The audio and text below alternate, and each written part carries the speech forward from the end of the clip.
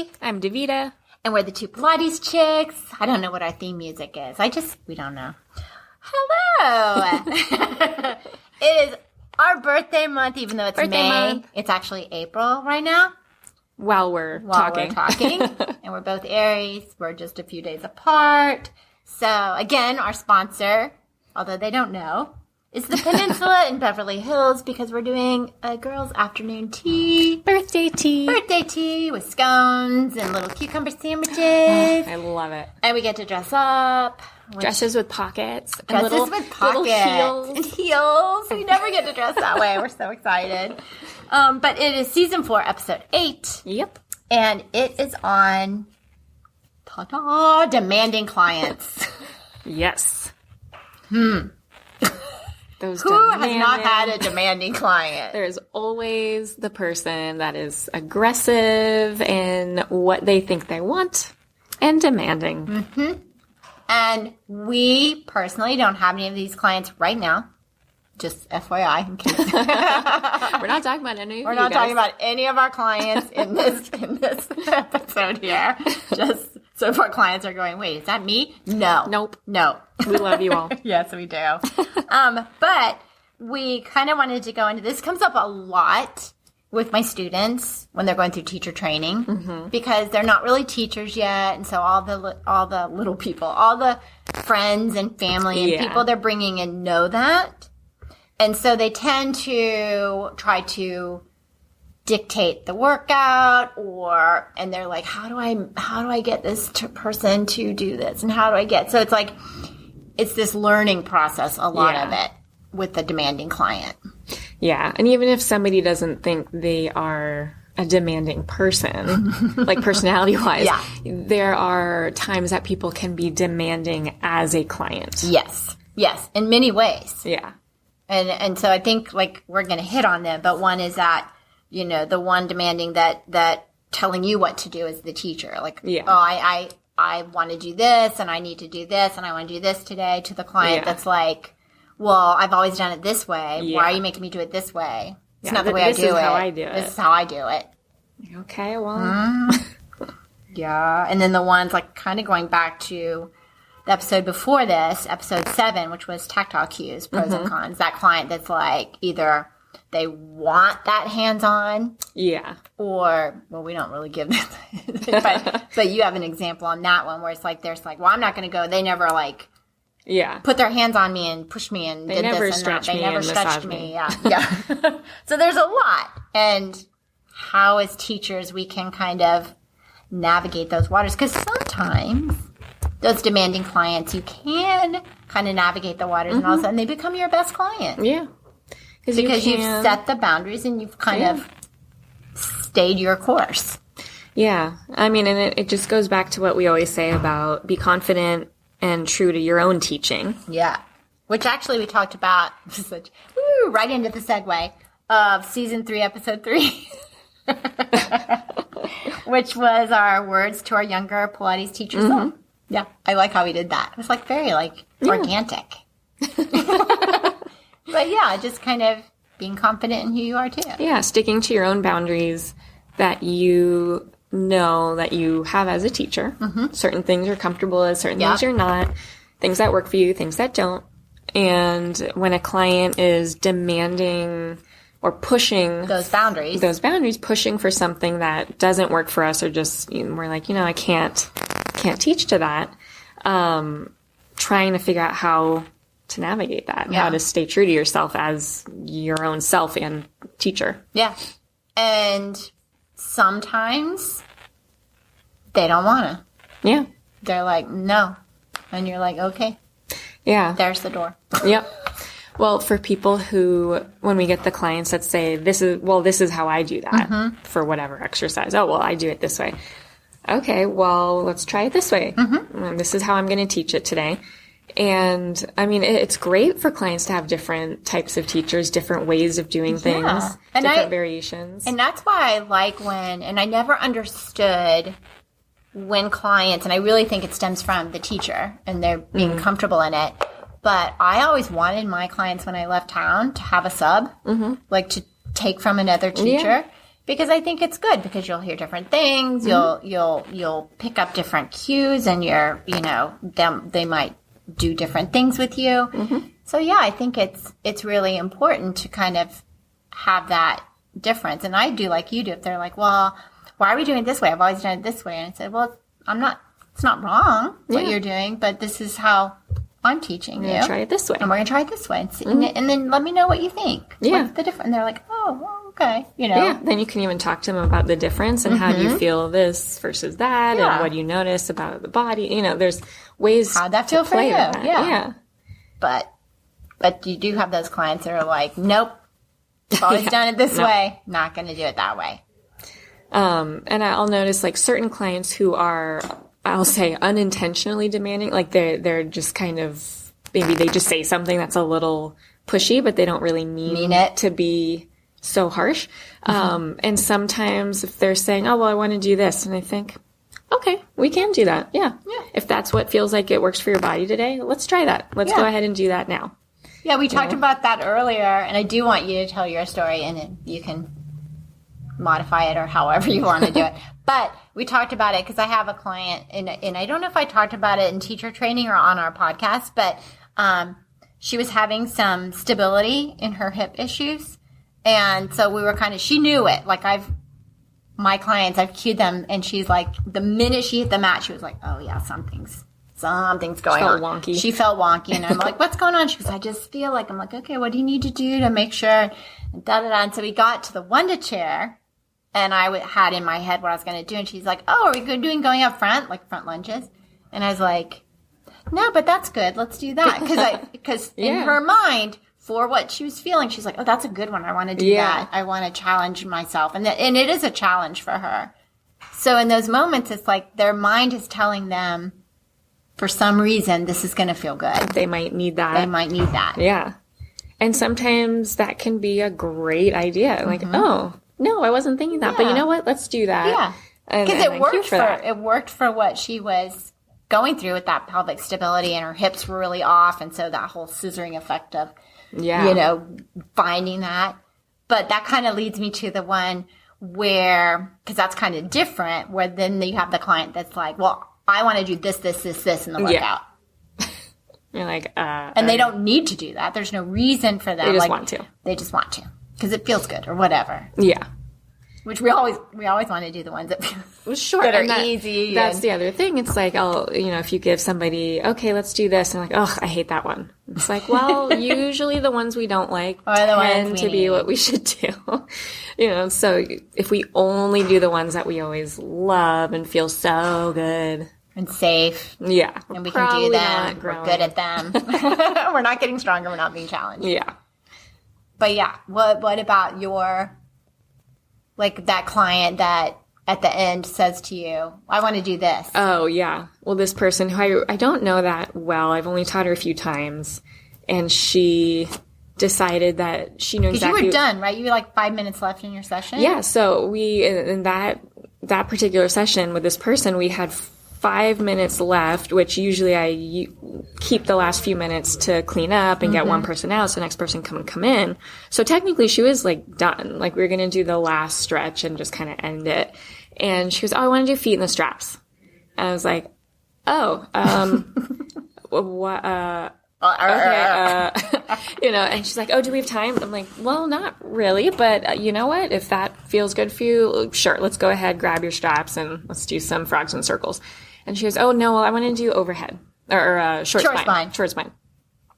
And I was like, okay, like, so if you want to do that, let's, whatever. And so we do a couple things, and I said, okay, so now your session's done, have a good day, blah, blah, blah. Bye-bye. Like, bye. And she said, okay, so next time let's save more time for legs in the straps because it's just so good. And you can't get that anywhere else except on a reformer. And it's just, it's so good. Let's save more time for that. It's like, okay, and I'm thinking, I don't know if there's going to be next time. And just, and at the same time, you don't always do feet and straps in a session. That's not always going to be something.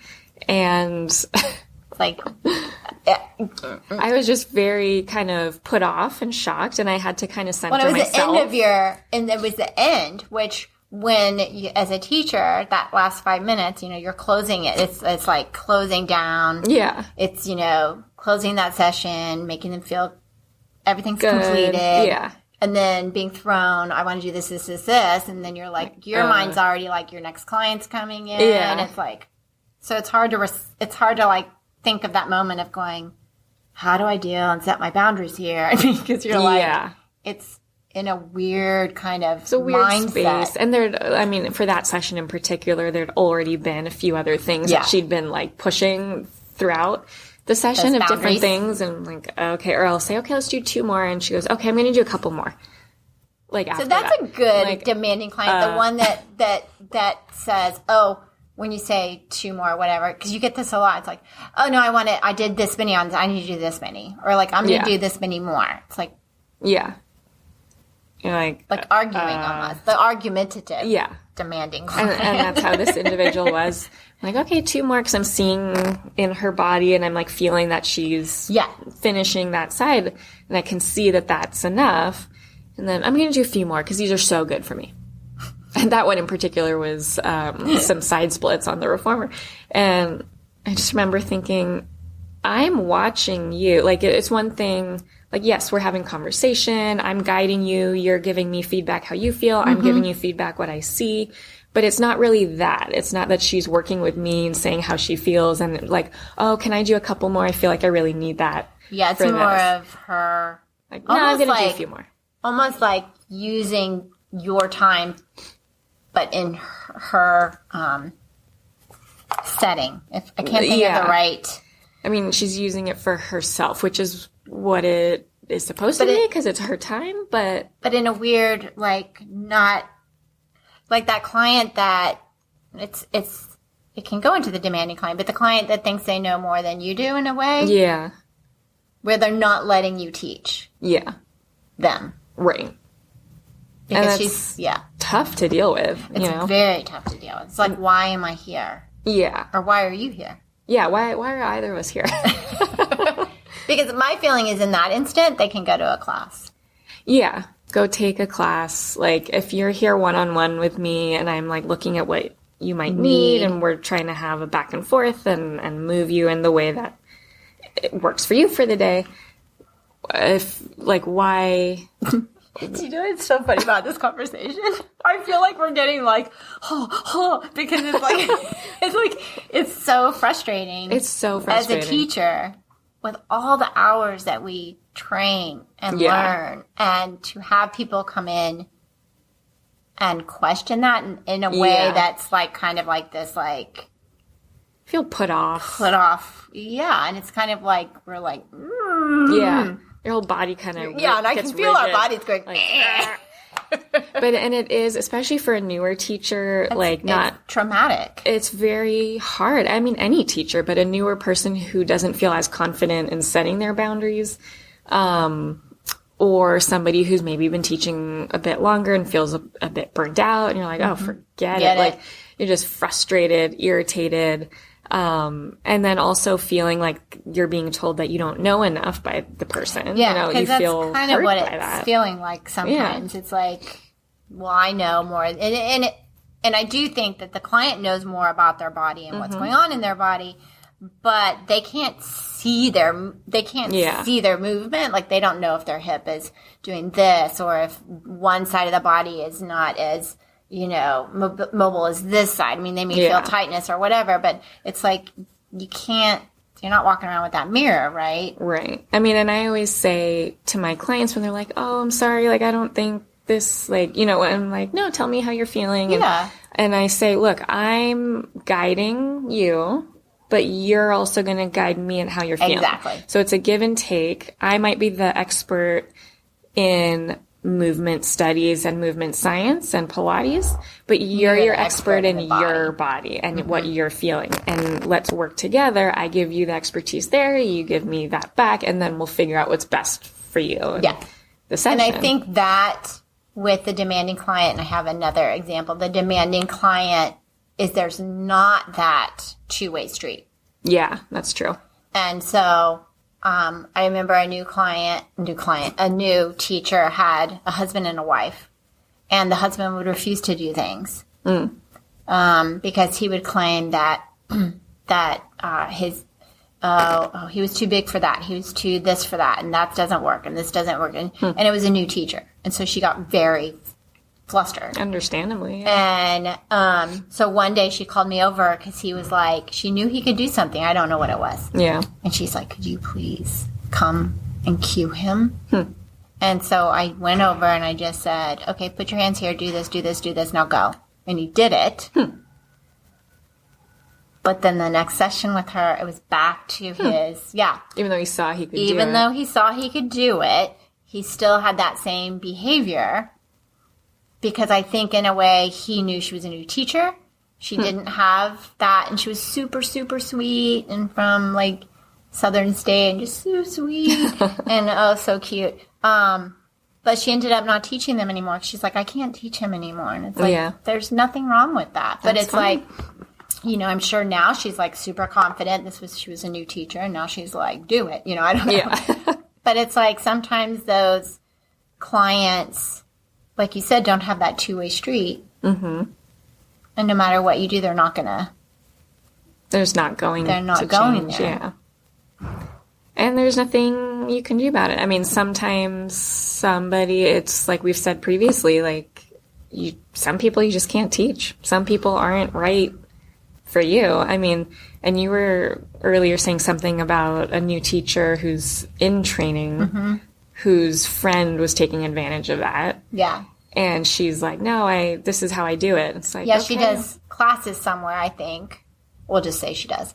And so had learned certain exercises a certain way. Yeah. And so when the student is trying to teach her, she's refusing to do it the way the teacher is telling her. And the bad thing is this teacher is trying to learn how to teach this choreography, right? And so you have someone bump, and it's like, how do I get them?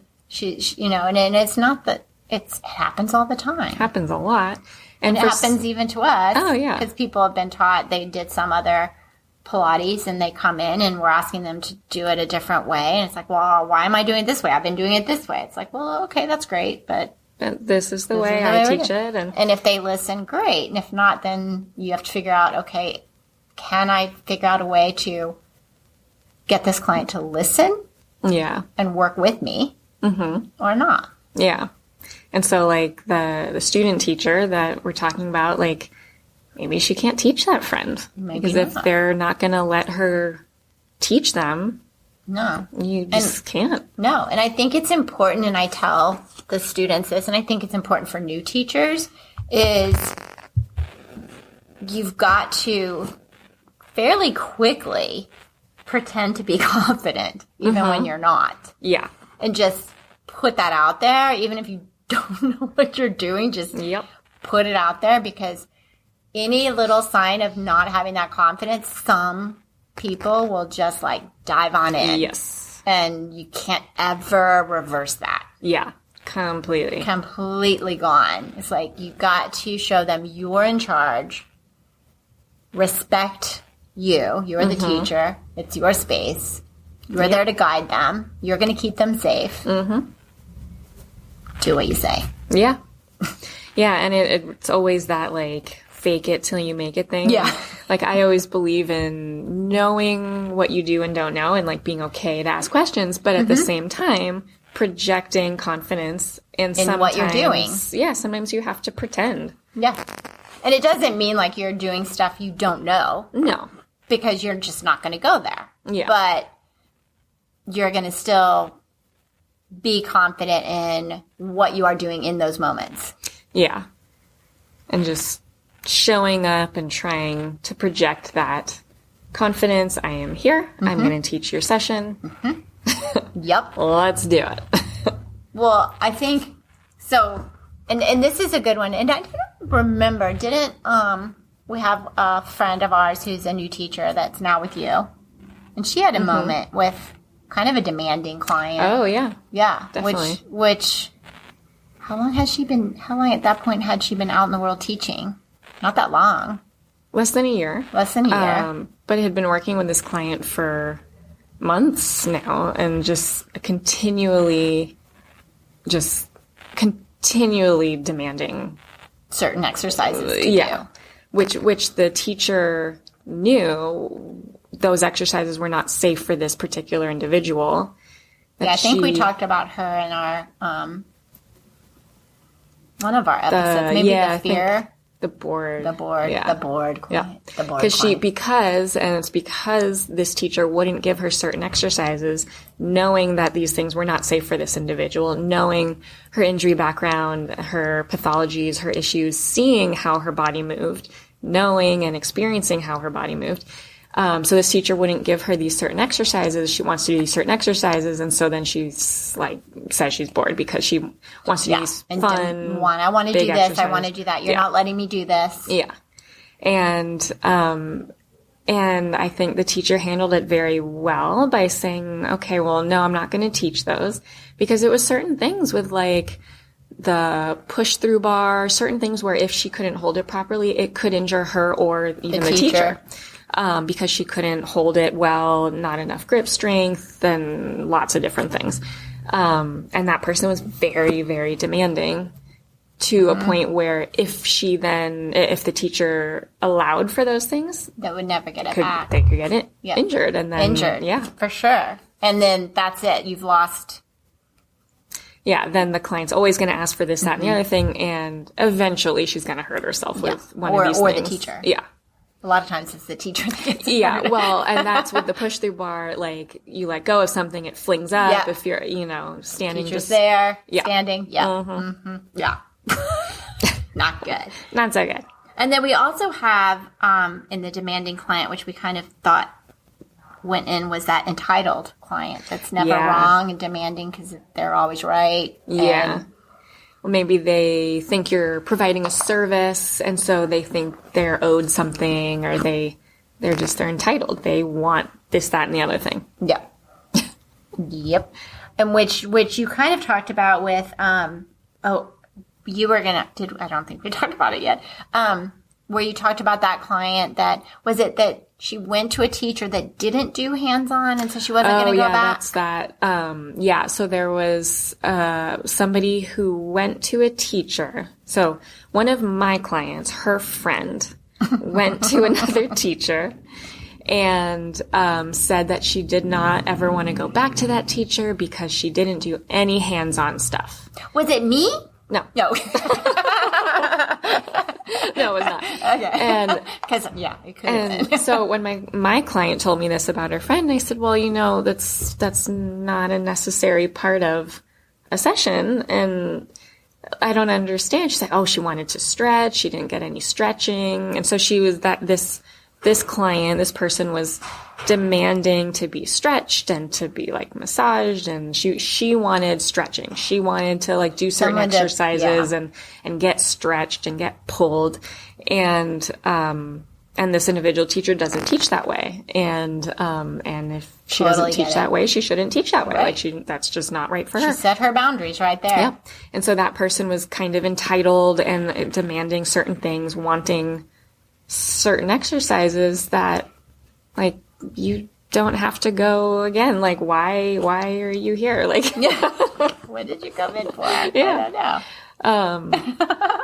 But that goes back to like our previous episode of like, our tactile cueing, not doing what you're uncomfortable doing. Just because somebody's demanding it doesn't mean you need to do it. I think that's where you have to have that confidence in what you're doing, and you're confident in your own, I want to say like, not morals. What is it? Like your own, like your own teaching values? Your values. Thank you. Yes. Morals. Your morals. Your values. It's like you've got to stay true to your values as a teacher. Yeah. And not let someone railroad you into going into that area where you're not comfortable, and it's maybe against what you do as a teacher. Mm-hmm. Yeah, and it's not within your practice. It's not what you tend to do, and there's no reason to be forced by a client to provide something that you're not comfortable with. You don't have to provide a certain service just because somebody is used to that from somebody else or they think that's how it should be. Because just like clients, all teachers are different. And everyone has their style. Everyone has their way of teaching and their kind of philosophy of teaching. Yeah. Even though we all follow the same code of ethics and scope of practice, it's like you kind of have this, and it's like you have to understand that even if you're a new teacher and you're in that, I need clients, need clients, which we totally get because we've all been there. It's not worth putting up with someone who's taking you out of your, like ignoring your boundaries and kind of taking advantage of you as a teacher. Yeah. Yeah, and I think sometimes teachers, again, sometimes newer teachers will allow themselves to kind of get pushed by a client because they are like, I need clients and I want clients. I need to build my business. Which I totally get that. We've all been there. I get it. But in the long run, it's like now looking back, you're like, no. Yeah. Like one of the things we would tell our younger teacher self, it's like, let that client go. Because it is true. There will be another client that's better. Yeah. That's meant to be. Yeah. I mean, and sometimes we do have to deal with somebody for a while that doesn't work great for us. And if it's not really working, they'll probably not come back for too long. But just not being pushed by somebody to do something that we're not comfortable with. Yeah. Yeah. Like I just had that client. Remember I told you that client that was taught by another teacher and then came and refused to do what I told him to do. Oh, yeah. Yeah. So, he's like, I don't think he had 2 sessions left. He's like, I don't think we gelled right. And I'm like, no, I don't think we did. It's like, nope. No. And it's like, they know. I mean, it's obvious. He didn't want to do what I told him to do. I wasn't going to move my boundaries or teach how I didn't feel was safe for him. Yeah. And good for me. And so he knew it and I knew it. Yeah. And there's nothing wrong with that. And we don't hate each other. No. He's like, thank you, Hillary. And I just don't think we're like, I'm like, yeah, great. Yeah. And you don't want to deal with that long term. But it's like nothing, you can't take it personal. It's like. Yeah. And that's hard. They're demanding something that just, it's like, would you marry someone like that and spend days with them? No. I wouldn't want to. No, I wouldn't want to. But yeah, you want it to be this two-way street. Yeah. And if you can get them to kind of maybe let go a little bit and meet you, then you can maybe move forward. Yeah. If the person allows you to teach them, if they're allowing a little bit of give and take. Yeah. Because I think it's not one of those like black and white, which we talk a lot about, where it's all gray. Yeah. It's not that, like, that first session is really hard. Yeah. Unless they're blatantly, like, off the wall, whatever. Yeah. Which there are some. There are some where you're like, no. I know. But it is kind of hard because they're nervous, they're unsure. Yeah. So it's hard to judge in that first. Yeah, you're just building a new understanding of them and they might their take body. A few and then go, oh, yeah, no. Or, well, if they continuously say, I'm not going to do that, I'm not going to do that, I'm not going to do that. And if somebody says, I'm not going to do that, I say, okay, why? What are you feling? Because I do have a couple clients that'll it kind of goes into our whole thing. I love how we're like going back to all these old episodes. But it could be a fear of something. It could be an insecurity. A fear of something. Right. And so that's why I'll ask somebody if, like, I have one client I'm thinking of right now real quick who, so now you are talking about a client. No kidding. Yeah. Well, this one person, he loves doing short spine. Mm-hmm. And every now and again, he'll say, no, I don't want to do that today. And I'll say, okay, let's, like, I'll cue for it. And he's like, oh, no, I don't want it. And so I'll say, oh, so what's going on? What are you feeling? And he'll explain something. I say, okay, well, let's do this instead. Mm-hmm. So we're getting the same idea of what I was thinking, but in a way that he's more comfortable with it for the day. That's I'm comfortable totally, with. Yeah. And that's like, maybe that's a good aspect too when you think you might have a demanding client and they're like, no. And you're like, okay, well, what's going on? Why? What are you thinking? What are you thinking? Yeah. And it could be like, well, I had this really bad experience or this. It's like, okay, well, you know what? Let's do this. Yeah. So it could be like like we talked about figuring out, well, what's going on in the mind of this client. What's going on there's for another them. one Yeah. we just what's going into the psychology of this client. Exactly. Because maybe they're not really demanding. Yeah, maybe they're scared. See how we totally relaxed at that one? It was yeah, they're just scared. Well, I'd rather handle a client that's afraid of something and help them through it than the entitled somebody that's one. like, no. Yeah, super entitled. No, you're supposed to do this. Okay. Oh. And we'll close on this one because I think it's funny. Like the ones that, and I understand it. I had a doctor that, it's funny, he was a surgeon, and he would lie down and the light would shine in his eyes on the Cadillac, and he'd be like, so I would like, wherever we were in the studio, those lights above his head, because they were like spotlights. It was in a warehouse. But then I had one client that came in and she's like, could you just turn off all the lights? Because it was very like this entitled, it's like, I could tell it wasn't a legitimate thing. It was more of her controlling the situation. Right. Yeah. Instead of like, a legitimate like him on certain apparatus. Yes, the spotlight shined right in his eye. And it's hard for his eyes. Yeah. The other person wants you to cater to her. Exactly. Yeah.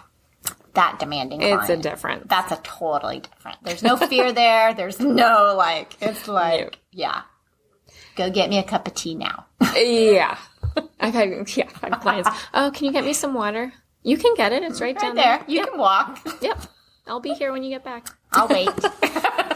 So having that confidence, again, knowing your boundaries. Be clear. Being clear. Mm-hmm. Yeah. As a teacher and who you are. Yeah. And teaching is a two-way street. So if somebody's not working with you, it might just not work, and that's okay. And that's okay. Yeah. Well, that was fun. I think in the beginning we were like, you could feel our bodies going, That's how teachers feel when they're dealing with those clients. But then we just got, it's not really that. It's this. Yeah, we're good. Exactly. Yeah, but again, none of our clients, just to make that clear, are that way. Because they wouldn't be our clients. Not for long. Not for long. So that was fun. Yay! Okay, so it is birthday month, so feel free to send us cupcakes. Send us all the cupcakes. And cake and cookies, whatever. So yay! That was it. We're done. Thanks for listening. And we'll see you on the next one. See you next time. Bye.